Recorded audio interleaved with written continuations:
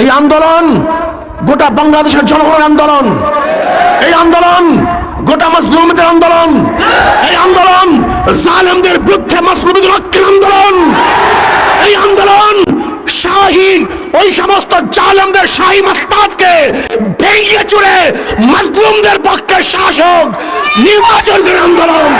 হাতে কোনো লাঠি নেই, ও একটা মেধাবী ছাত্র, ওর কোনো সন্ত্রাসীর কোনো তালিকা ওর নামে নেই।